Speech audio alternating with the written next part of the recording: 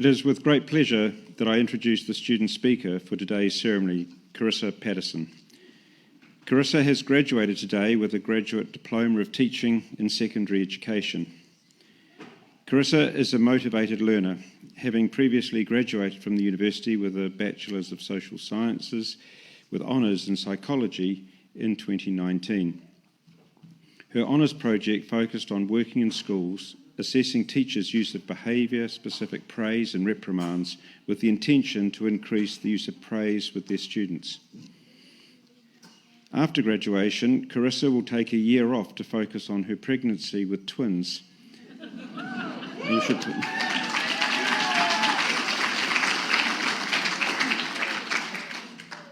But has intended to return to university part-time in order to complete a Master's in Counselling. Please join me in welcoming to the stage to provide the student address, Karissa P.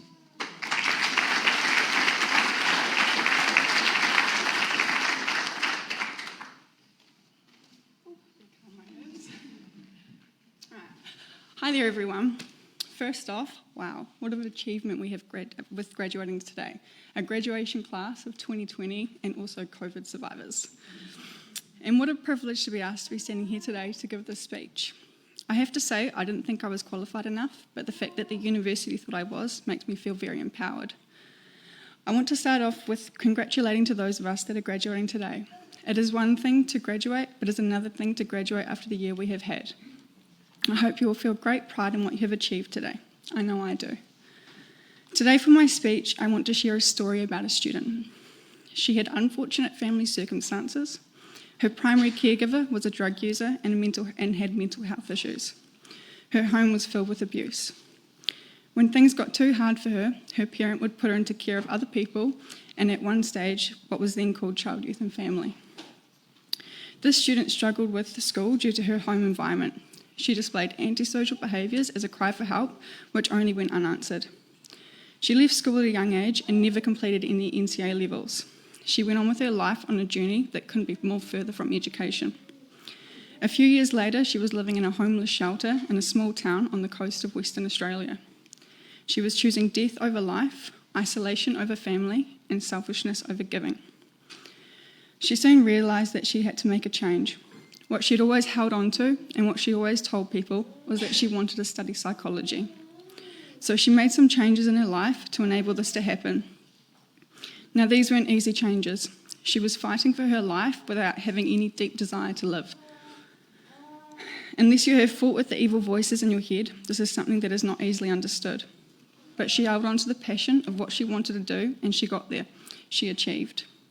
She graduated with a double major in psychology and human development, and then went on to complete an honours in psychology.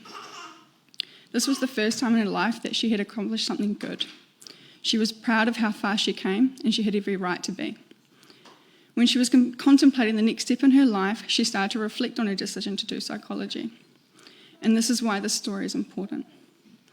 At one of the hardest times in her life, when she was in foster care and was mostly truant from school, there was a psychology class offered in her school, and she would make every effort to attend. She enjoyed the subject and the environment in the room. She felt welcome, accepted, and acknowledged there. The ideas of Sigmund Freud back in those days of high school had sparked a desire to learn and understand how humans functioned. That class had been what had given her her drive to come from the darkness. But when she thought about her teacher, Miss Bloomfield, how every time she went to class, she was only welcomed with kindness.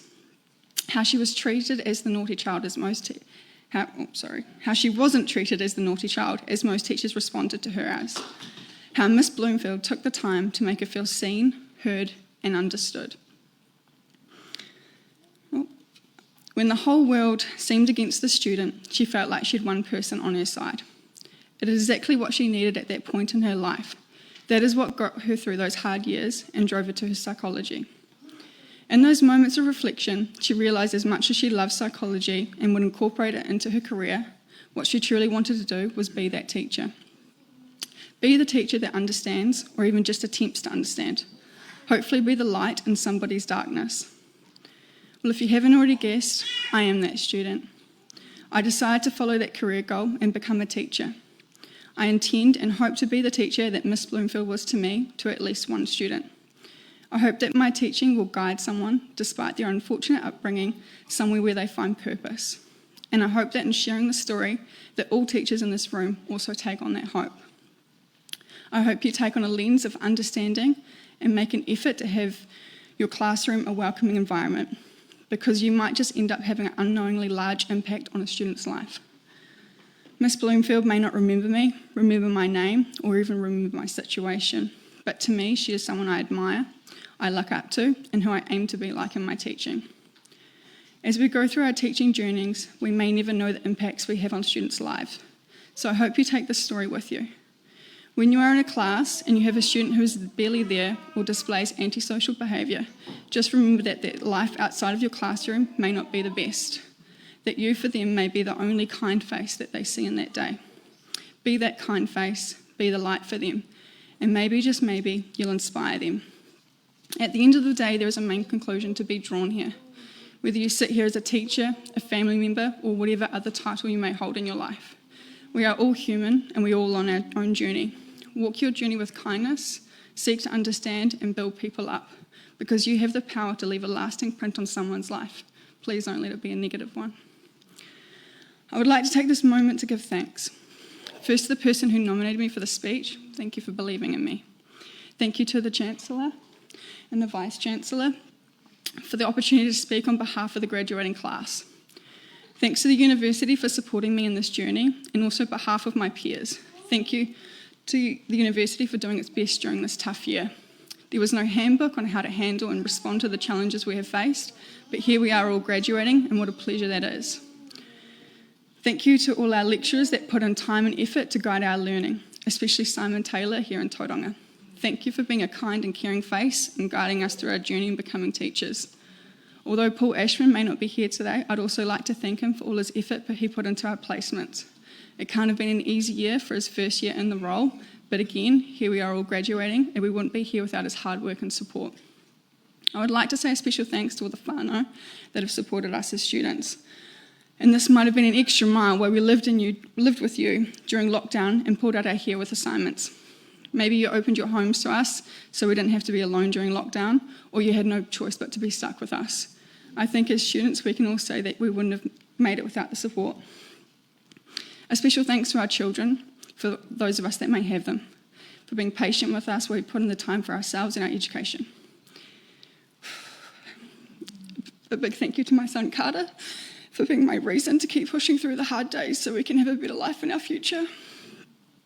And a final thank you to the teachers before us, especially for me, Miss Bloomfield, for being lights of guidance, pieces of hope, and messengers of knowledge, for inspiring us to be the future teachers guiding future generations.